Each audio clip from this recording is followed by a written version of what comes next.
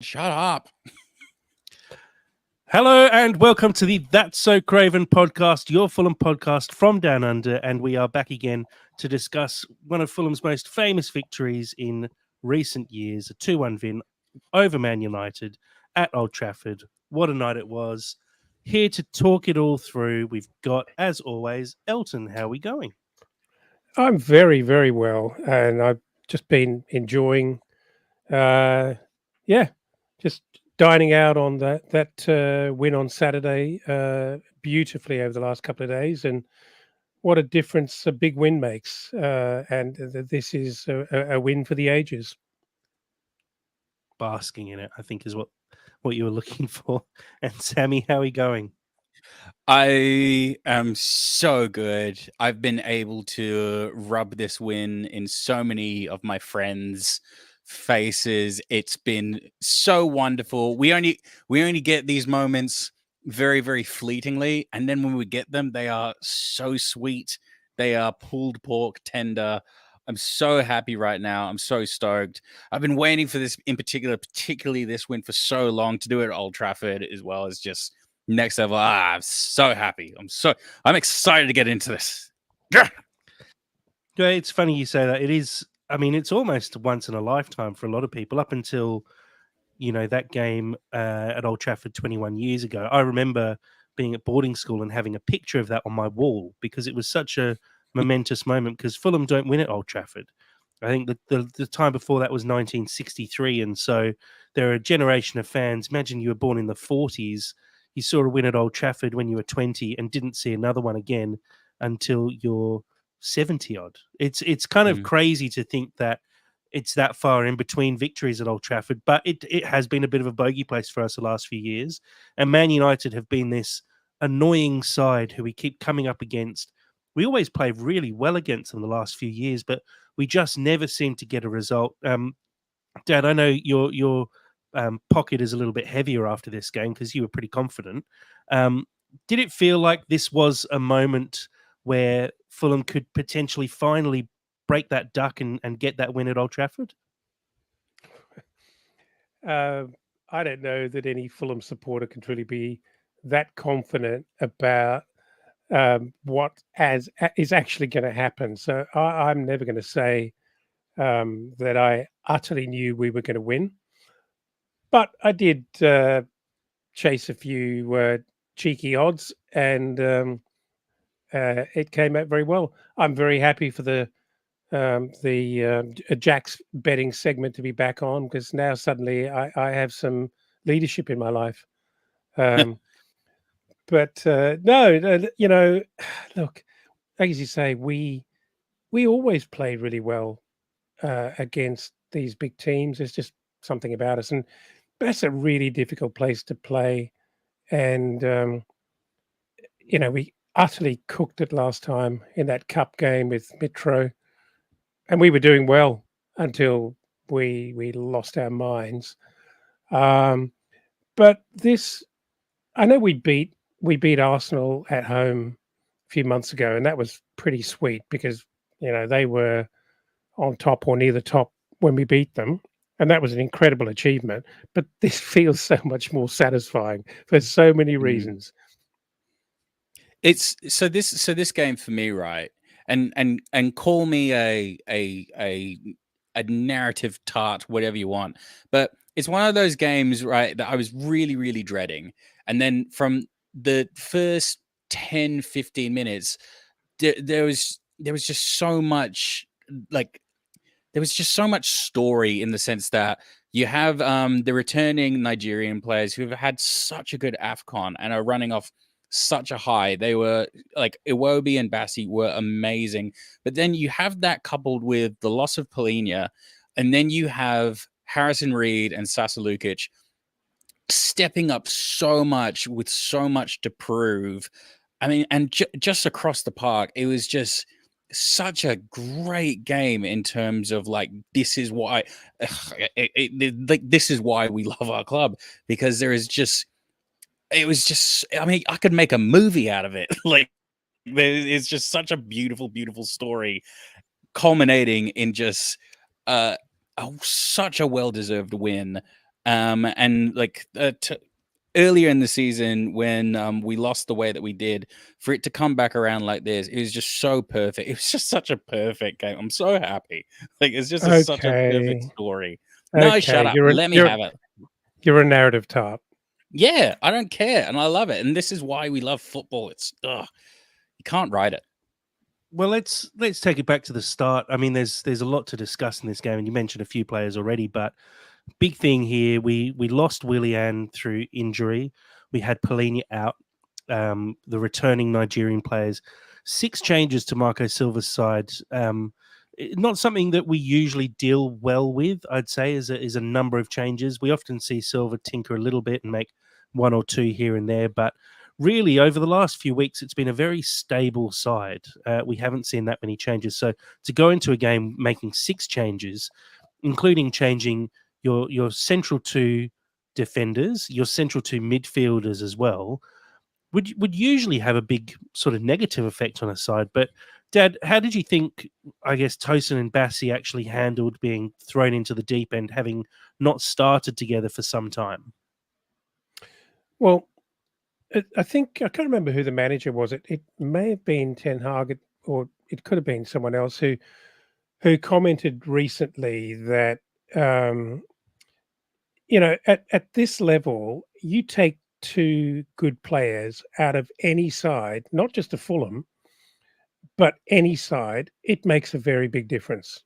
And I think Man City is probably the only exception to that, who have such an enormous amount of world-class players that it probably doesn't make a difference to their chances of success. But look, the other thing about this is Fulham or Silva seems to be developing a bit of a knack for getting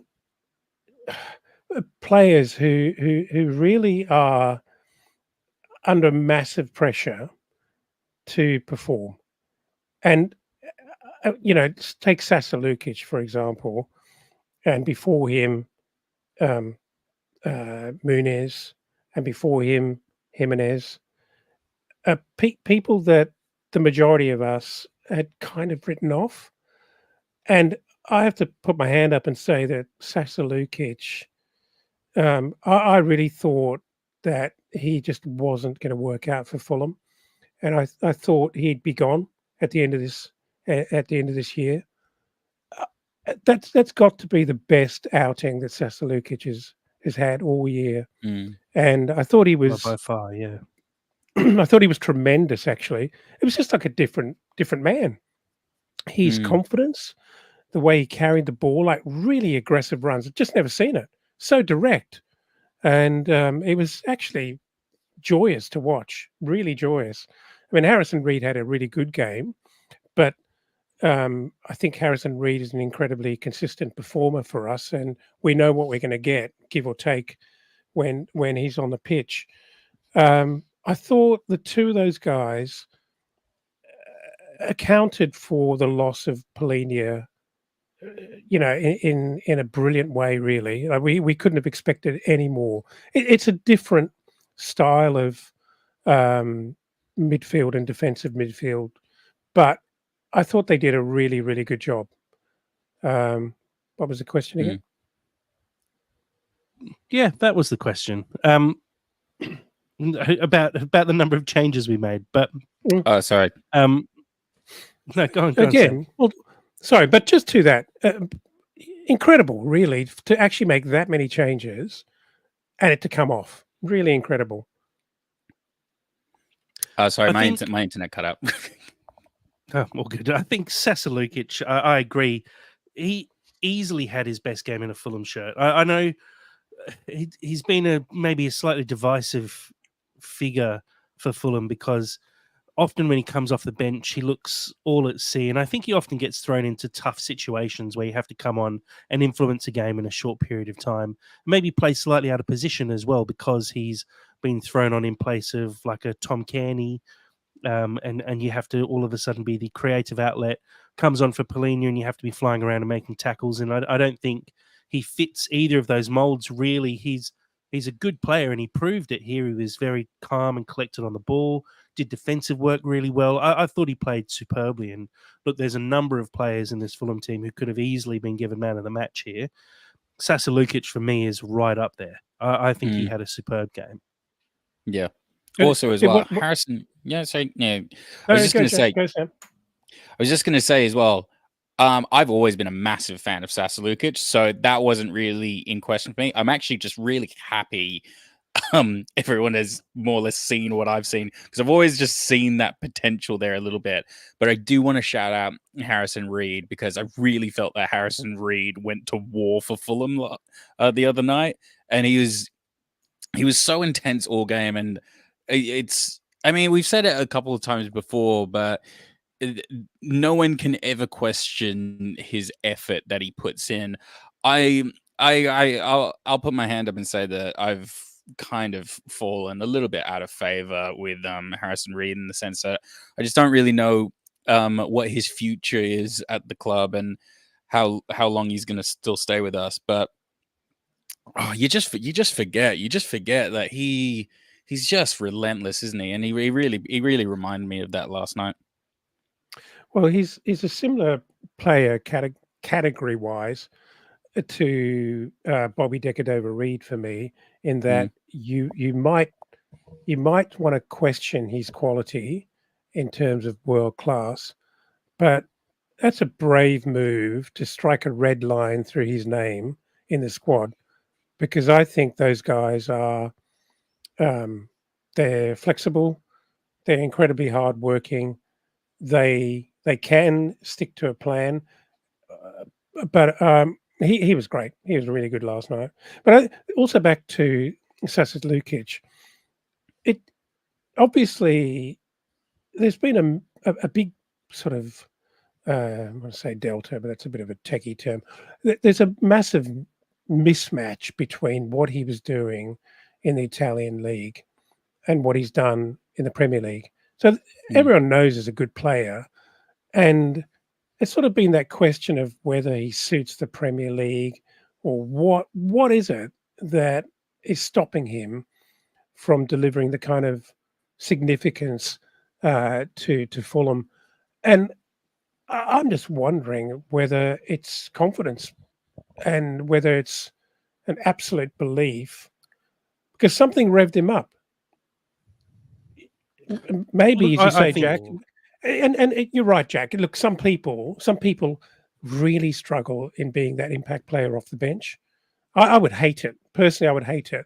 And there's some players that can do it pretty well, but it's the hardest thing to do, to not build into a game, not have the time to build into the game, and you've suddenly got to fill a role, and it may not be your ideal. I think that's the key to it, is the fact that he's constantly been putting into someone else's role, and therefore being asked to do something that he's not overly comfortable doing. And again, you kind of look at players and hope that they can do multiple jobs, but really the only person who can do that at Fulham is Bobby Decordova-Reid at the moment. I think Sasa Lukic has a very particular play style, and if you put him out there and build the team around him, not as in he's the central player and we build everything around you, but if you set up the system to suit Sasa Lukic, it actually worked quite well. He stepped forward, he made quite a good number of sort of intercept tackles that started breakaways, just by playing a little bit further upfield than we usually see Polina doing as well. And still added a bit of creativity here and there. I think he had a great game. And to Harrison Reed, I agree as well. A really solid game from Reed. He's someone that I like, and I know you sort of lumped him in with Decordova-Reid there, but I think Reed is a little bit more pigeonholed in the fact that he is one kind of player. You couldn't put him all over the place on the football field. You put him in a defensive role where his job is to hassle and harry and take hits like he did with Casemiro. And I mean, he got Casemiro effectively taken out of the game through an injury because he's got in so hard on him.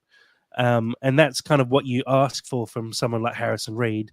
I always think of him, he's like a little bulldog, or more like a yappy, annoying little terrier who's just running around and biting your ankles constantly.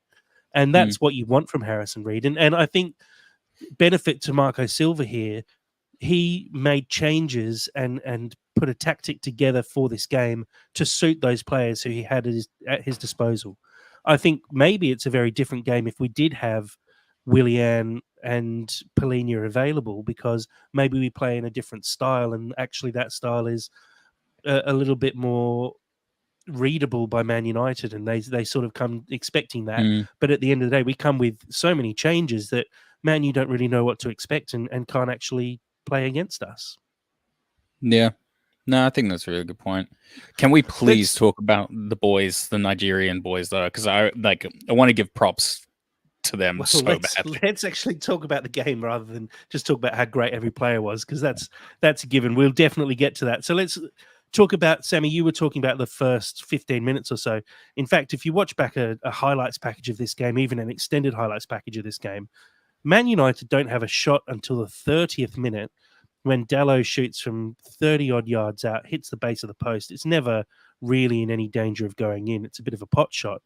It was all Fulham before that. Alex Iwobi missed a couple of chances. Muniz had a header on goal that almost got bundled in by Lukic. Muniz had that great turn and shot that hit the post. It was just total domination. And if you've never seen football, Pereira had a couple of shots. Yeah, he had the one tipped away by Onana. If you'd never watched a game of football before, and this was the first game you sat down in front of, and you didn't know anything about any of the teams, but you said one of these teams has won multiple Premier League and European titles, and the other one has been up and down from the Championship over the last 6 years, you'd say the team in white are the best team here. And across the whole afternoon, that was the case. Dad, were you surprised by our domination throughout the start of this game? Was I surprised? I wasn't surprised at what I saw from Muniz.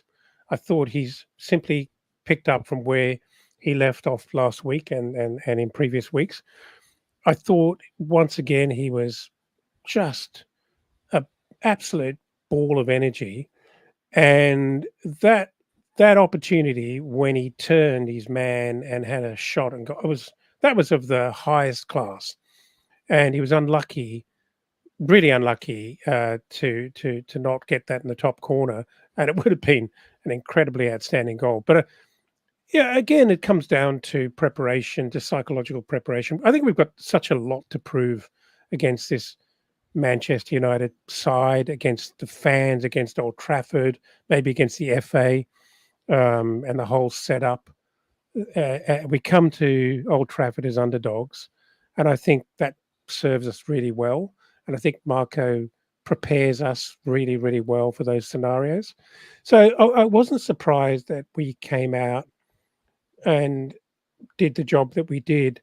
I have to say that if the game ended at halftime, you'd kind of have your head in your hands and be thinking, geez, Iwobi's missed a couple of really good opportunities and scuffed them very wide, and they were pretty ordinary finishes. And one of Pereira's first shot on goal was on target, but directly to the keeper from a long way out. It was really pretty tame. His second shot was very, very good.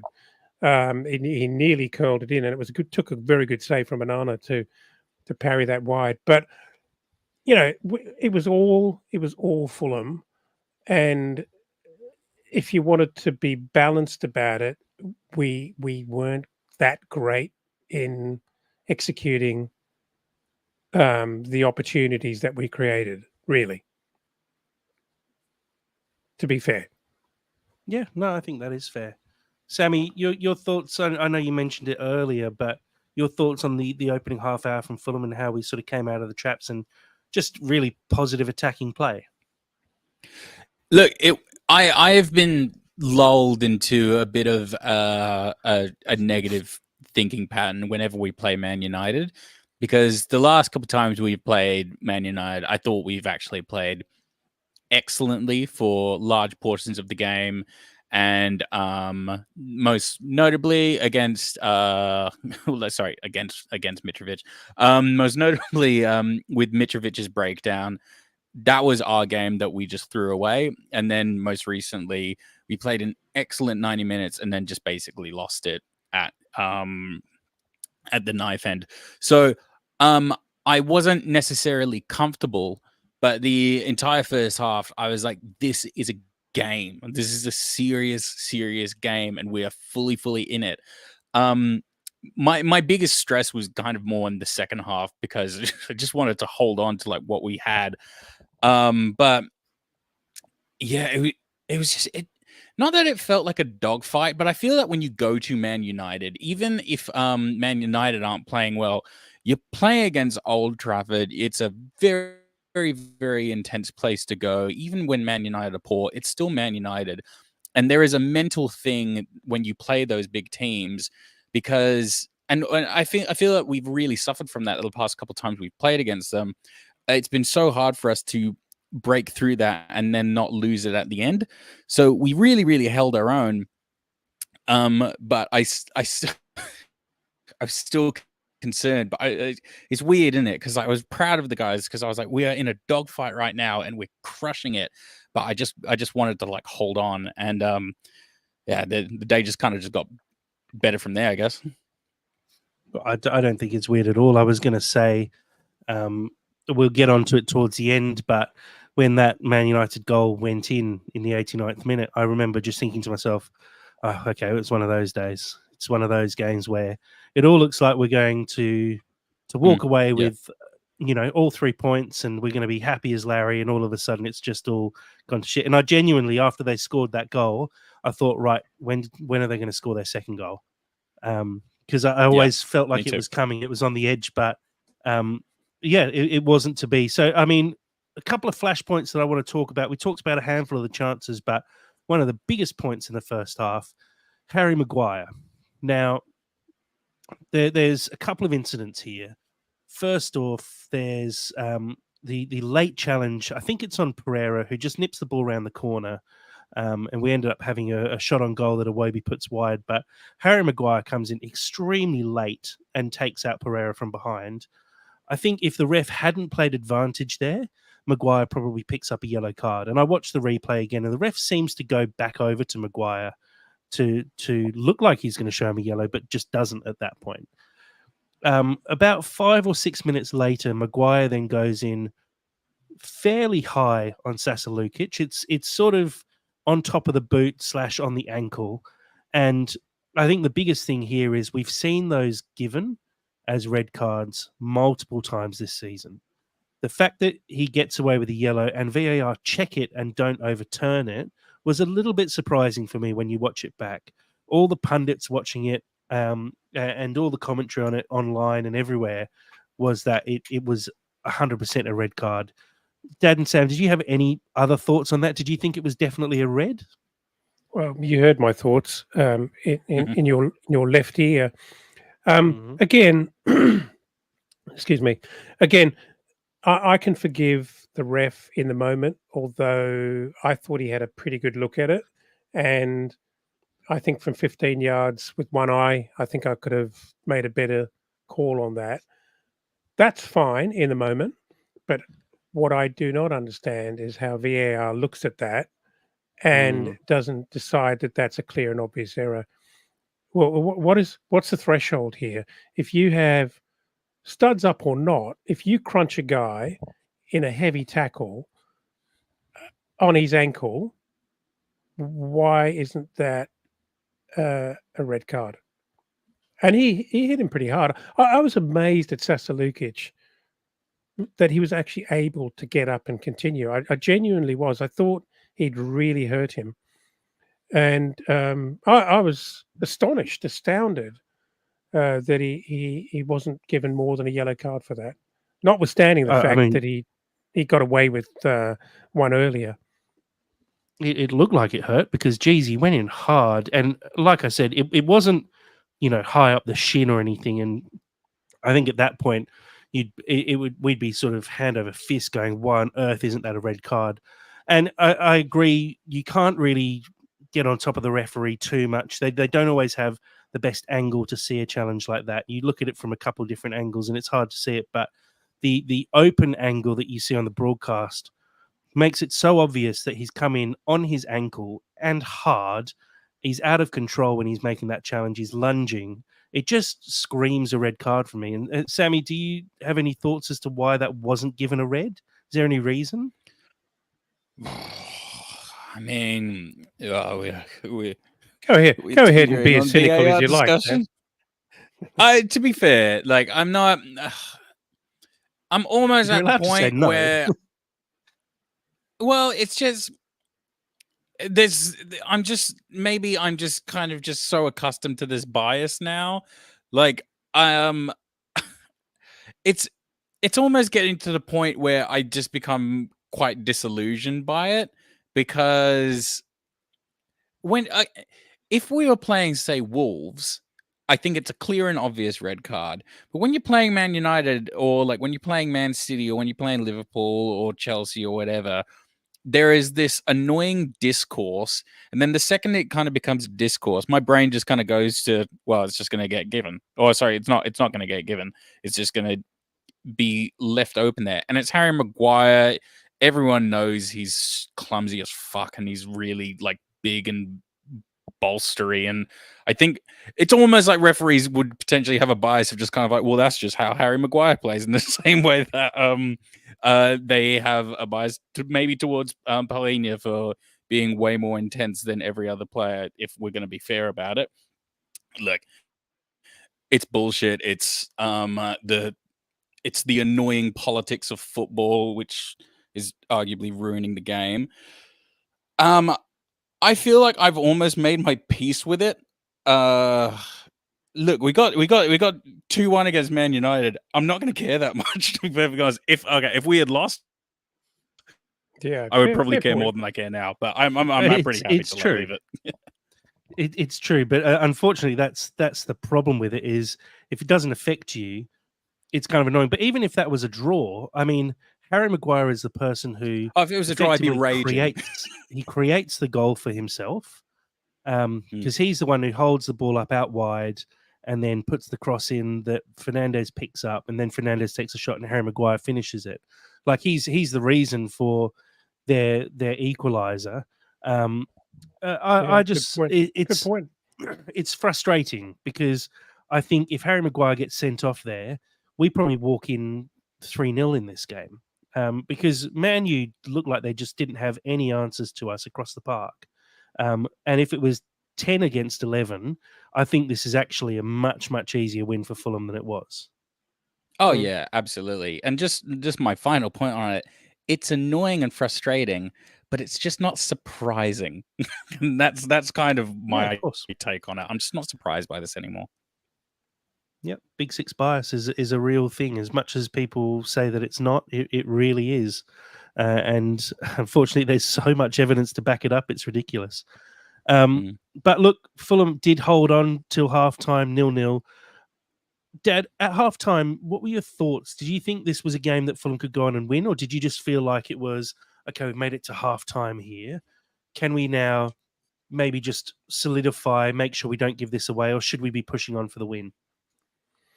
In my head, it was a case of, can we tighten this up and actually start executing properly?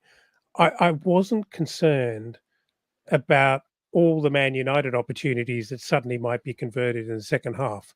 I was thinking more in terms of, can we improve on all the opportunities we're creating? Because I looked at the only guy that kind of scared me when he got the ball out wide was Garnacho. He looked good. Yeah. But he looked like he had to do it on his own. There wasn't a lot of link up play around him, and so I think his net effectiveness was sort of undermined. Rashford, unsighted, he literally didn't touch the ball. Yeah, I'm astonished. I'm astonished at how off he is. Obviously, you know, the guy's been scoring all their goals was sitting up in the in the dugout, but that doesn't mean that Bruno Fernandes couldn't score some sort of brilliant goal or put in some incredible cross or corner and causes problems. So they've always got it in them, Man United at Old Trafford, and you know, look at what happens when they score and the crowd goes absolutely nuts. That's a very intimidating environment to play football in when we've got, you know, I don't know how many fans travelling fans we had. What, a couple of thousand up in the top Yeah, corner? about 3,000, I think it was. 3,000, maybe 5. and they were going nuts. But certainly through a set of broadcast microphones, you couldn't really hear them. And every time Man United did something, for example, score the equaliser, crowd goes nuts. And so you're always under threat of just a magical moment of them nicking a goal early in the second half, and suddenly we're chasing the game, and that would have been an awful outcome.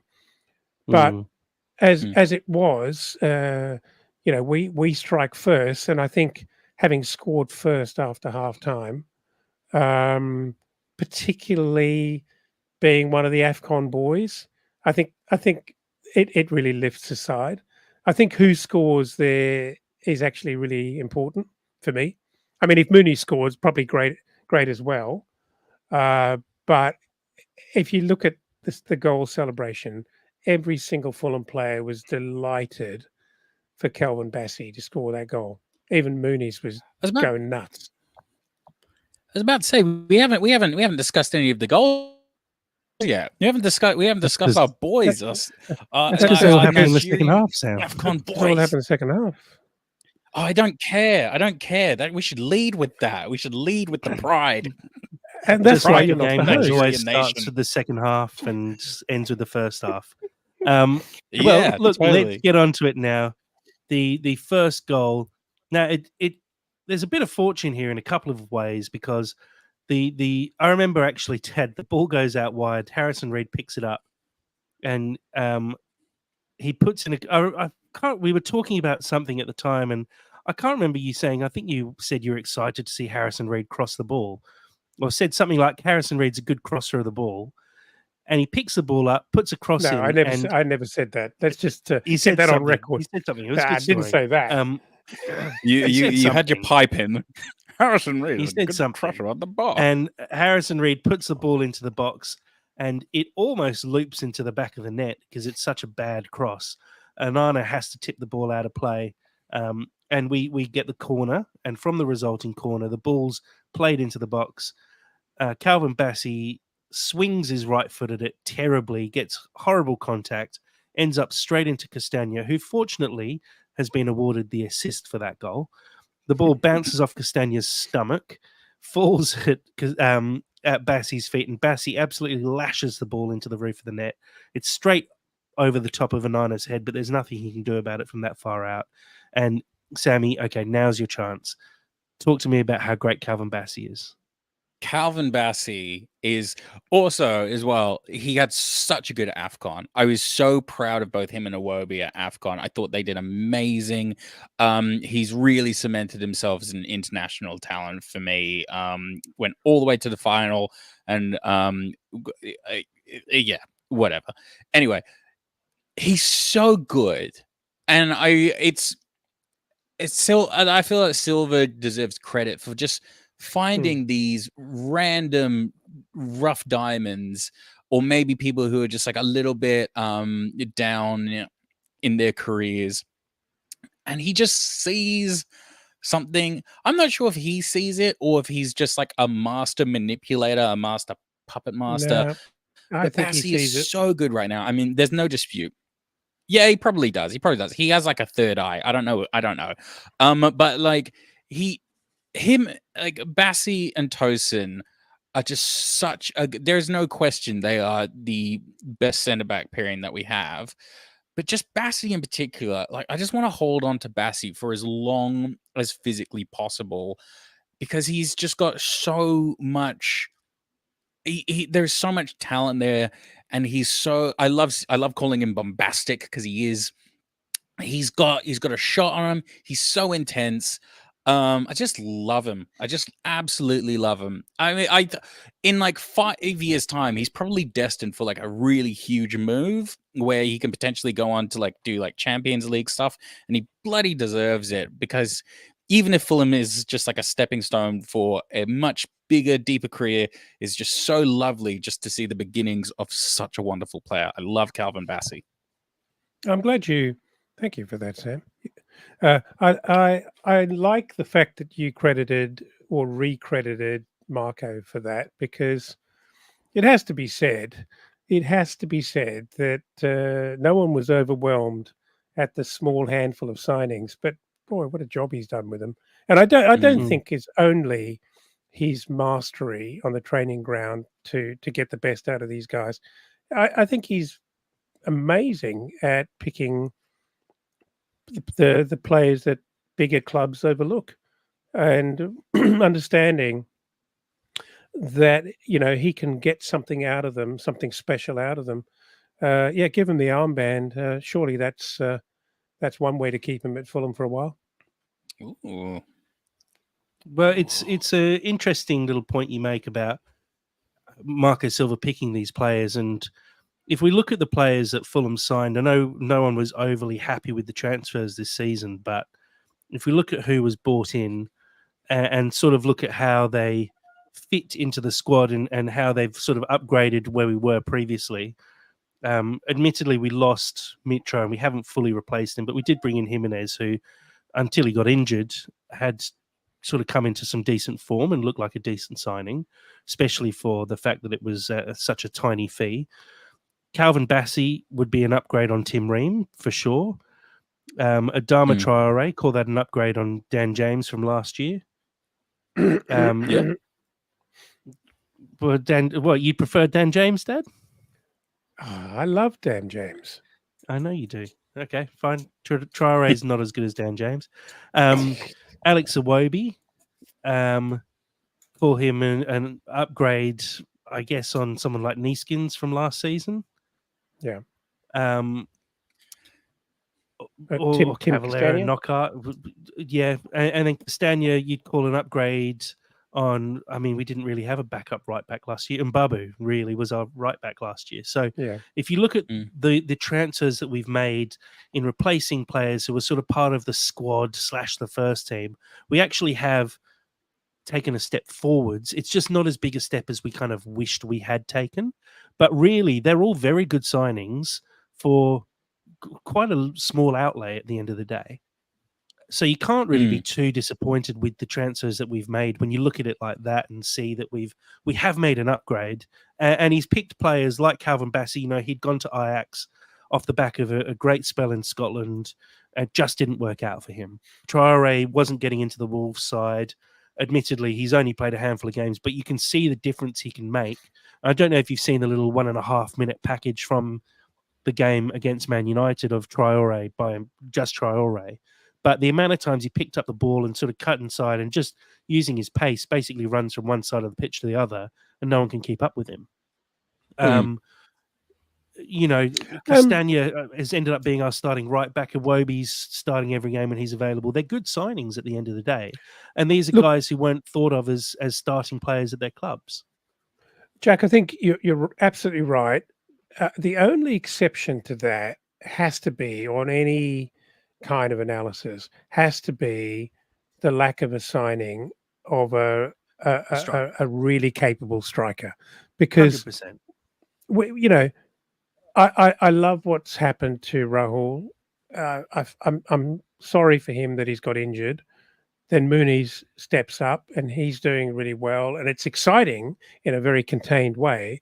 But no one's of the opinion that we've suddenly solved the problem of how we become a top half club consistently based around one key striker. Yeah. Right.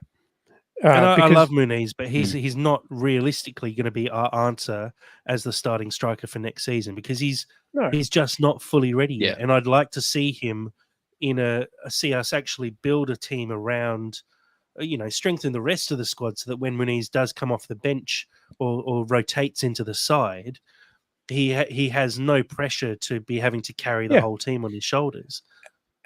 Absolutely. And he's got almost like nothing to prove. He's learning. Everyone's now seen what he can do. And there's absolutely no question Rahul's different because he did it, major injury. Could he come back? Yes, no. That he's had a little purple patch. So it seems like it's back in him. But those guys would be incredible backups for a high quality striker because they'd have, like you say, a lot less pressure on them because they've started to do it. So It's, yeah, go Sam. I mean, off the back of a game like this, where it really kind of felt that an entirely fresh side, and a very, very rejuvenated new side, really kind of just the stars aligning.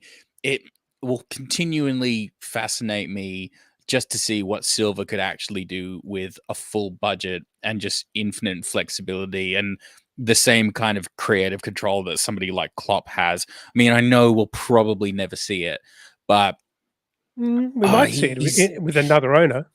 We might see it with a different owner. Yeah, with another owner, maybe, but that's a really, really big call. I just don't think Fulham will ever be that sort of club, or maybe it's really, I just can't necessarily see it. But the problem would be, even if we had a new owner with deep pockets, FFP is going to be a handbrake on that. Exactly. So it's just kind of something that you just can't necessarily hypothesize about too much. But he's clearly proven that he's one of a rare breed of managers that just gets something that we just don't. And I'd say 90% of people just don't. Don't get me wrong. Silva's crazy. He's a crazy, crazy, angry Portuguese man. But he really, really gets football management in a way that's truly, truly remarkable. He's a very, very visionary manager, and I hope in 10 years' time he gets that credit that he genuinely deserves.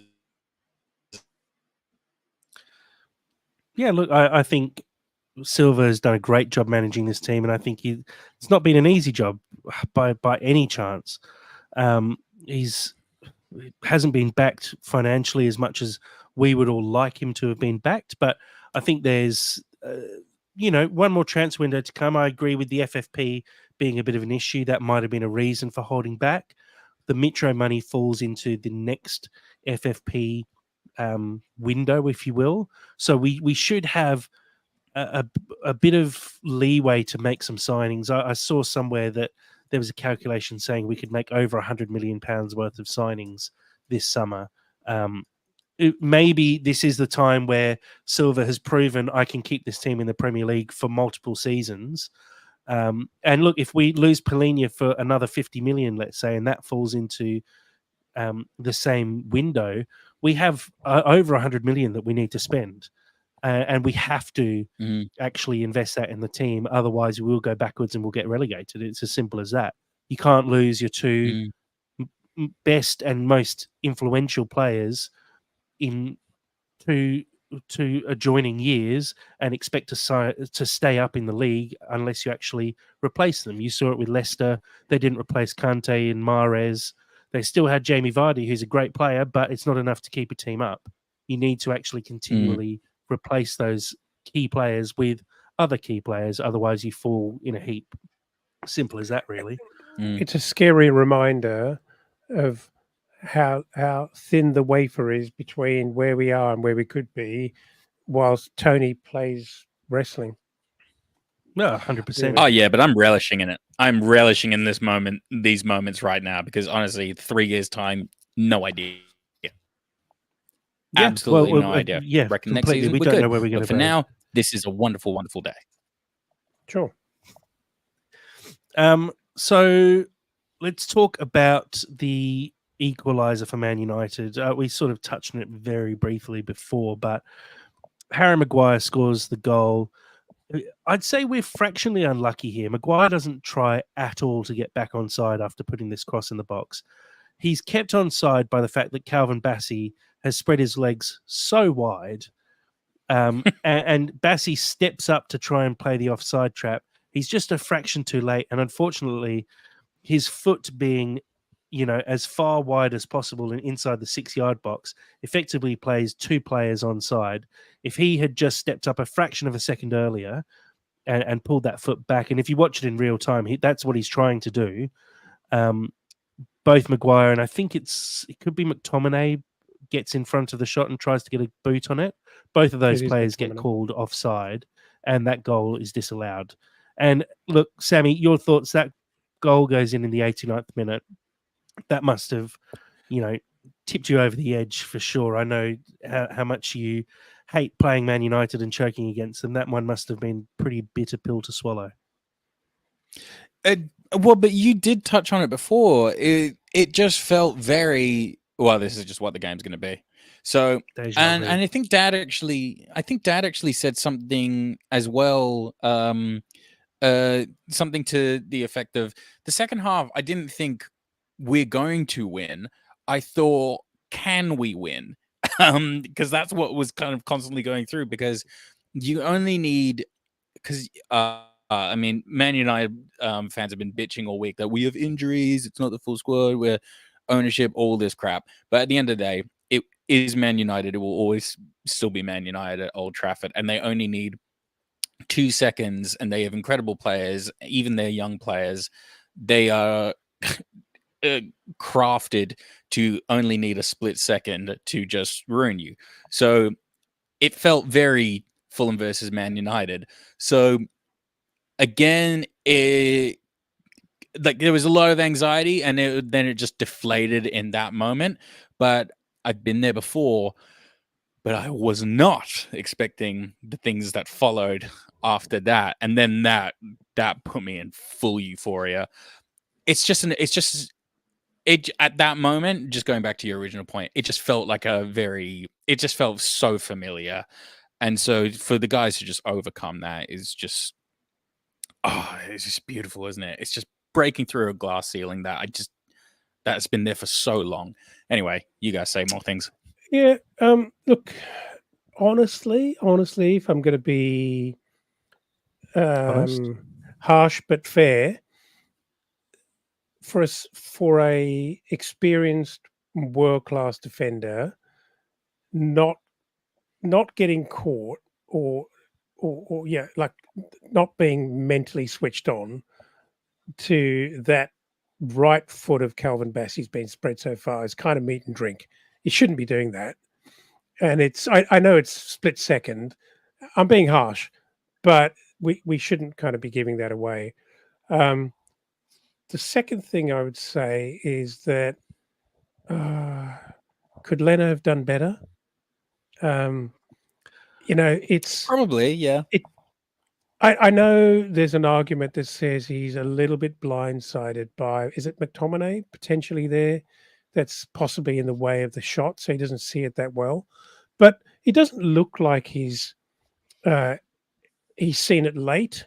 It just looks like he doesn't parry it completely clear of the goal, and he does just pop it into the 6-yard box for a Maguire to make a pretty easy finish. Go on. What I will say to that is I agree, potentially could have done better, but it was absolutely belting down.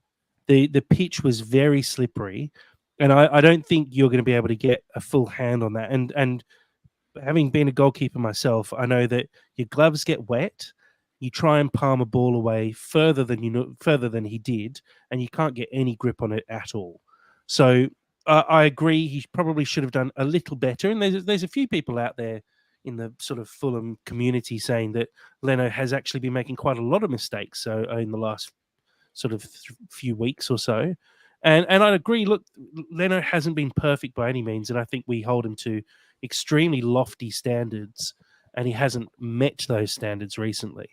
But I would not go as far as saying that this is a mistake. I'd say he could have done better, but the conditions weren't ideal, and therefore what he tried to do, I think, was the right thing. But because of the slipperiness of the ball, the slipperiness of his gloves, the ball he couldn't actually get enough purchase on it to get it away, especially when it's close to your body like that. It was sort of in at sort of chest level.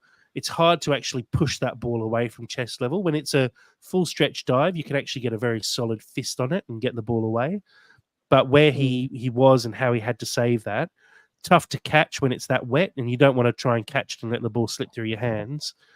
And look, I think he probably didn't realise Maguire was there, because Maguire's sort of ran off the back of the pitch when he put that cross in. that went over the top of Leno's head. Fernandes picks the ball up, and so Leno's eyes have gone to the other side of the pitch completely. Maguire's basically behind him on the touchline, and just drifts back into play. He probably doesn't expect anyone to be there. Yeah, look, I'm not piling into Leno out mode at all. I think he's had a couple of difficult days at the office, genuinely, but overall he gets a pay rise and he gets a great annual review from me. But I'm just sort of trying to be critical of what's happened there. I'm trying to understand why he doesn't do a little bit better, because he does. Yeah. It does make it pretty easy for Maguire. It didn't require huge skill from Maguire, just decent reactions, and he puts it away. But all things considered, the most important outcome from that goal is that I had a same game multi on, and I needed Man United to score, and at that point, I was in. All I needed was the Fulham win.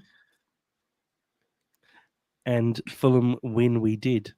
And look, again, we sort of mentioned it before when we talked about Adama Traore. What an impact he had when he came on. A really good attacking sub by Silva. And there were some interesting sort of tactical changes, and they were saying it a lot on the commentary, saying we brought Diop on, and that substitution sort of forced Fulham to make a change to their tactics, because it was obvious then we're playing 5 at the back. Traore came on for Harrison Reed before Diop had even come on. Tom Cairney came on for Pereira, so Tom Cairney drops back into that role. Traore comes on for Reed, so then Traore moved forward. Iwobi had to move out wide. Diop comes on for Wilson, so there's a lot of chopping and changing there, and I think it felt very much like we brought on Issa Diop to try and hold on to a win, and then conceded 8 minutes later, and it felt like that was just one of those changes and one of those days where it just didn't work and we should have kept it the same. But having Traore on the pitch made a massive difference, and this goal is all down to him. He picks up the ball, he beats Eriksson and beats Maguire, tips it around both of them. Maguire, already on a yellow card, can't bring down Traore. I don't know if you saw in the post-match Maguire saying, I maybe should have taken Traore down there, but I would have got sent off if I'd done that. He was tossing up in his head thinking, geez, should I have actually done that? Because that probably would have been the right thing to do. And that's what Traore does to people. He's forcing defenders to think about intentionally bringing him down because he's so dangerous. He runs through. At first, I thought, geez, he's cooked this because he's just run too far, but he picks out a ball to Iwobi. And Iwobi's first touch is what does this here. Ball gets played into Iwobi. He touches it with the outside of his foot. And in doing so, changes his direction, and both of the defenders just fly past him, get completely fooled by that touch, at which point he's got the whole goal to shoot at. And I don't know, again, if you've seen the post-match interview with Iwobi. Iwobi says, I saw Onana look and set as if he expected me to go to the far post, and I thought I'd just put it at the near post. And he finishes it so well, and Onana is just stuck to the floor, can't move. And Dad, I know you were sat next to me, but Sammy, when you saw that ball go in, did you think it was a goal? Because the net did not move at all. I genuinely thought he'd put it wide, as he'd done earlier in the first half as well. So it was very tempered celebrations from me, because I thought Man United had a goal kick. I mean, for me, I was in a bit of a state of disbelief and just shock, and I just didn't. It just doesn't happen to us. It's like the fat kid that gets invited to the prom. I was like, I just don't believe that this is happening to me. Like, and so it was almost. It took me like a half a second, and even on like the replay, I did kind of have a. Is this actually kind of happening? Because it was a bit of a weird goal. But at the same time, just so calm of Iwobi, so poised. Iwobi was so excellent all game, and I just, I mean, I love Adama Traore's real instructions was just get the ball and run. Like that's all you need from him, and he does it well. He uses that little shot of adrenaline. Jack, you would know what I'm talking about, but he literally reminds me of that giant rocket when you're playing Mario Kart and you're at the back of the line. He can just get you to the front and then just he's. Yeah, I'm with you on I that. mean, I don't know. Yeah, I'm just, I just, it's just pure euphoria, isn't it? Like, I don't have words. I think I even understood that Mario reference. Respect. I actually think it's sort of mildly amusing that Harry Maguire actually thinks he's got a chance to take Traore down, because I think that was a fraction of a second opportunity as he flashes past him. Once he's one step ahead of Harry Maguire, he's never catching him. So even an arm swing is not going to take him down. So that's bullshit. That is bullshit. I think, for him to have processed. I think you could only take him down when Traore was running directly at him. That was the only time he realistically could have taken him down. Because once he got past him, there was no chance. Nah, never. But the wonderful thing about this is it's actually the very first time that Traore's done what we want Traore or a player like him to do. It's the first time. I mean, the poor guy's had a lot of injury problems and whatever, and he hasn't had the opportunities. And to be fair to him, he's picked the ball up pretty deep, and he's actually made that himself, because you normally expect him to run onto something when he comes on late in the game, big ball over the top, and then he runs into space, which we kind of haven't done for him either. So absolutely massive props to him for actually creating it, from picking the ball up from a spillage, really. And he created something out of it completely all on his own. So huge respect to the guy. And look, it's so exciting to have that sort of weird factor in your back pocket. He's not a rubbish footballer. You can't be. Just like Dan James effect. No, but of course it is. But neither Dan James or Traore could ever. They're Premier League players, so you don't get to be a Premier League player without having a pretty good standard of skill. But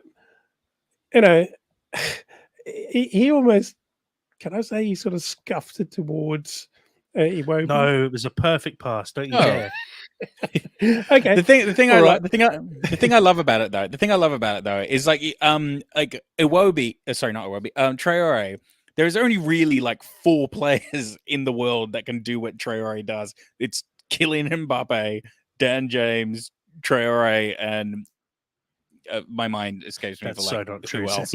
But no, in just terms of like, can literally just, all they need is a split second, then they can just power through the whole field and then just outpace absolutely everyone in a really, really intense way. Like, it's not even a question. Huh? Oh, but not in the same way. Not in the same way. I'll fight you on that, but that's a different conversation. But even, well, okay, maybe there are 100 players who can do that, but only a couple of players actually can pull it off, and he's definitely one of those. And so to be able to see him do what we signed him for, and just know that he was actually been put in our squad for a reason, and he's actually able to actualize that reason, because just because you sign these players with the intention of doing those things, as you said, there's hundreds of players who can do it. Traore has done it for many seasons with other clubs, but he hasn't done it for us yet that much. And it's just so great to see it. I loved it. Do you know? I was wondering when he actually came on, as Marco Silva's talking to him, he's putting some white tape, like go faster stripes, around his wrist. Did you see that? And I was wondering whether that was some sort of special Mario Kart move that he's got. And what was all that about? Just keeps his muscles in place. Well, he's ditched the baby oil, so he's ditched the baby oil, so he needs something else. I also love the fact that he's the only Fulham player that tucks his shirt in. It's really good. And but look, he's a class player. He's played for Barcelona. He's got over 150 games in the league for Wolves, or pretty much all of them in the Premier League as well. And look, you watch a highlights package of him at his best, and you look at it and go, geez, this is the kind of player that you want in your squad. Maybe not starting every week, because we know that It's AK-47 style, super raw. It's raw ability rather than technique and well coached play. But you kind of need that sometimes. Someone to just go out there, run hard, play the simple passes at the end of the day. You don't need him trying step overs or anything interesting like that. He played really, really well, and I was really happy to see that he contributed to a goal because he's had a tough start to his career with Fulham. He's only played 7 games for us so far out of the sort of 30 we've played when you include all the cup games. And that's mainly through injury. And I think everyone... Go on. What's his age? How old is he? He's 28, just turned 28. Yeah. So he's got a good couple of years left in him. And I think, when the sprinters hit their top pace, it's probably around this age in the next couple of years. Usain Bolt was breaking records at this age. So it's not like he's going to start dropping off and lose his greatest asset anytime soon. Yeah. It's about now how we actually make the most of it and keep him sort of pushing further and further and make him part of the squad and help the rest of the team understand how to play with him as well. I think that's been a big issue that I've seen when he's come off the bench previously. We're not putting those balls in behind for him to chase. We're not really like creating that space for him to run into. And you see it in the goal. He beats Harry Maguire and all of a sudden that's, quite deep inside our own half. He picks the ball up. And he gets past 2 players, and all of a sudden he runs to the edge of their box, and it happens in a handful of seconds. And that's what you want from a player like that, someone who can just drive into a bit of space and create opportunities for you, especially late in the game when the opposition are pretty leggy. And it's a great finish from Iwobi. I'm so happy for him because, like we said, copped a lot post-AFCON, and it's just great to see him actually have his moment and score the winning goal at Old Trafford. There's only a handful of players. I think it's 7 players in total who've scored goals for Fulham in wins at Old Trafford now, and he's one of them. So it's a great result for Fulham, a really, not just a great result, but a great performance from Fulham. I think that's almost the more pleasing thing. It's great to get the win, but the way in which we won this game was just as important, I think, as the actual victory itself. Let's take a quick look at the stats from the game. I don't think they actually tell the full picture because if you looked at the stats at half-time, it showed Fulham absolutely dominating. I think Man United had a lot of late possession in this game, and a lot of their shots on goal came, again, very late in this game. Man U with 57% possession to Fulham's 43, 21 shots to Fulham's 17. Man U had 9 shots on goal to Fulham's 5, 537 passes to Fulham's 400. Man U 10 corners to Fulham's 9 and 6 fouls to Fulham's 11 fouls. Fulham again picking up 5 yellow cards, maybe becoming a little bit of an issue, our discipline. You don't really like seeing us pick up. I think we picked up 7 in the game before. We picked up 9 in this game. 5 in this game. So I think we could be, hitting double figures over the last couple of games. A little bit worrying for me, but hey, a win's a win. Let's have a quick look at the league table. Fulham still sitting in 12th. I think we've been in 12th spot for feels like 7 or 8 weeks because I copy and paste this league table in every week and Fulham constantly sit in 12th place. I don't have to change the shading at all. We now have a 4-point buffer over Palace and Bournemouth, although Bournemouth do have a game in hand. We're sitting 7 points ahead of Brentford, who also have a game in hand. More importantly, we're now 12 points clear of Luton, who are sitting in the relegation zone. 11 points clear of Everton, who are just out of the relegation zone. So we're opening up that bit of a buffer now with 12 games to go. A little bit of work to do to climb up the table, but when you look at the teams above us in Chelsea, West Ham, and Wolves, I think their position potentially flatters them this season. I don't think they've been as good as their position sort of says they are. Wolves have had a couple of scrappy wins recently and continue to get over the line, but they really struggled against Sheffield last night. West Ham have to be one of the worst teams I've seen at the Cottage this season when we thumped them 5-0. And Chelsea, I mean, yes, they get wins, but I don't think they're as good a team as we are at the moment, to be perfectly honest. I think we're playing much better football than they are.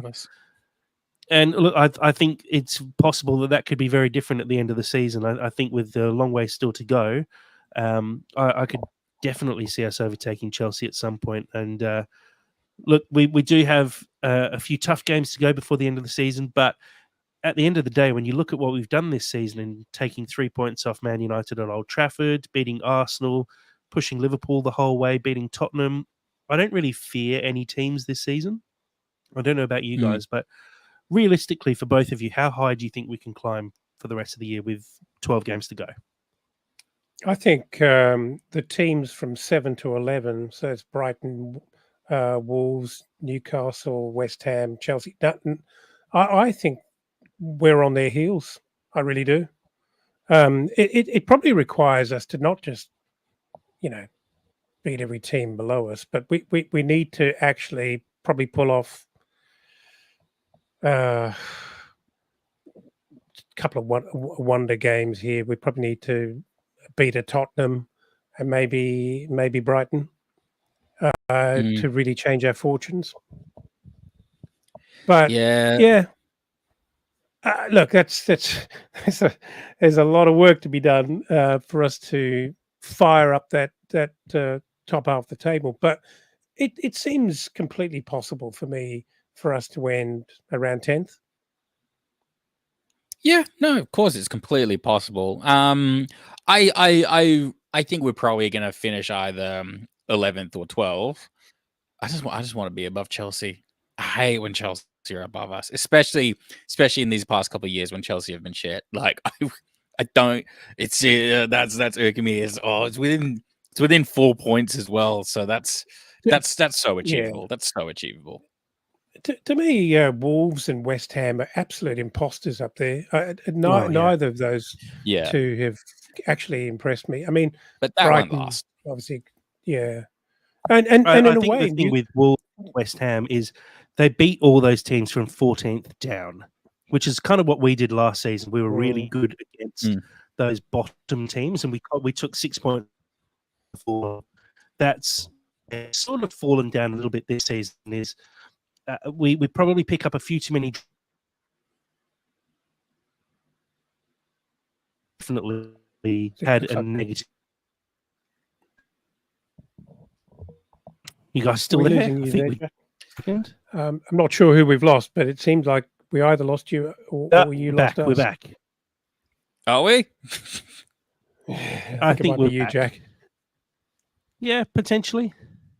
Anyway, what I was going to say is our next 6 games are actually incredibly key. We play Brighton at home, then Wolves away, Tottenham at home, and then Sheffield United away. And then we play Forest away and Newcastle at home. And if you look at the table there, Brighton, Wolves, and Newcastle are all in that little group above us. And then games against Forest and Sheffield United are sort of must-win games down at the bottom of the table, where you'd expect us to pick up 6 points. But if we do pick up wins against, let's say, Brighton and Wolves, we really do put ourselves right in the mix up the top of the table. Not the top of the table, but in that sort of pushing for European spots, because 7th place does pick up a European spot this season, potentially even 8th place does, depending on who wins cups at the end of the year. So there is a bit of an opportunity for us to actually move up the table and finish a little bit higher than we were kind of expecting a few weeks ago, and really put a bit of a run on here. And I think that's what we need, is a couple of good results over the next couple of weeks. And look, next game, we'll touch on it very briefly. Brighton this weekend. One thing to mention is this Brighton team has a lot of injury problems at the moment, and a suspension to Billy Gilmore, who got ruled out with a red card on the weekend. They're missing João Pedro, who's been very good for them this season. Solly March is out. James Milner's out. Karim Matoma might come back, but will probably start from the bench if he does. It's a very weakened Brighton side, and I think we're starting to see them slide a little bit when you start to look at their recent results. Sam and Dad, how do you feel going into the game on the weekend, especially after this win? Yeah, I'm actually at home. I'm very up for this. I think I definitely expect points out of this game, if not a win. I think we can. I think we can absolutely win it. We got a weirdly good record against Brighton, so I will be sitting there with my pipe and in my silk robe, ready to potentially enjoy. I mean, I could be horribly mistaken and it could all go wrong, but you know what? I'm still running off the high in the Man U game. So, yeah. Muniz is going to score again, could get a brace. And Sasa Lukic, Zhao's on the beach at the moment, smoking a pipe and going to be well rested. And we're going to be fine. There's a lot of pipe Yeah, look, references today. We're unbeaten in our last 7 against Brighton. I think they're the only times we've ever played them in the Premier League as well. So Brighton have never beaten us in the Premier League. 3 wins and Weird. 4 draws for Fulham. So we do have a good record against them, especially at home as well. We had the 2-1 win last season, a 0-0 draw and a 4-2 win. The only ones I can think of is that first season back in the Premier League where Mitro had that weird handball and gave away a penalty that cost us a win. That was a 2-2 draw that day. But yeah, look, I think we do regularly play very well against Brighton. I'm looking forward to this one because I think it could be a chance for another 3 points and an important 3 points. Because if we can take out 3 points here, we're on a very good run at that point. I think we had that loss to Villa, but before that we were 3 games unbeaten. So we're 4 wins from our last 5, including a win away at Old Trafford. It feels like a time to really, rally the troops and say, guys, we're on a run here. We're a couple more wins and we're basically guaranteed Premier League safety and we can just look forwards. Because I know that's what Marco was saying last season was, let's get to that special 40-point mark. And admittedly, 2 more wins takes us to 38 points. But if we can get to that 38-point mark, which I think will be enough to be safe this year, from there, it's just looking up and forwards. And you can really get stuff to happen at that point. Yep. Absolutely. Yep. No further comment. No. Right. Yep. That means it's a good point. Right, guys, I think we can probably wrap it up there.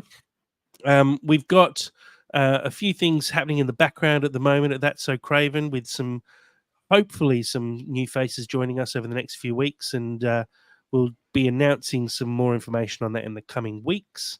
So do keep an eye out on our Twitter, on our YouTube, on our Facebook as well, which we occasionally use.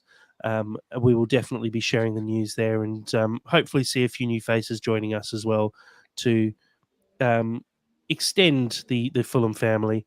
Colm on our live stream asks about the Fulham ladies. Colm, we'll touch on it very briefly. The Fulham ladies had a very good win against Crawley yesterday, a 1-0 victory with Georgia Heisman, the goal scorer. We've got some news on that. We're hoping to get some more detailed match reports with someone at the ground giving us a better rundown of what actually happened in the games going forward. So hopefully we'll be able to release something about that soon and be able to cover the games in a little bit more depth than we've been able to do so previously.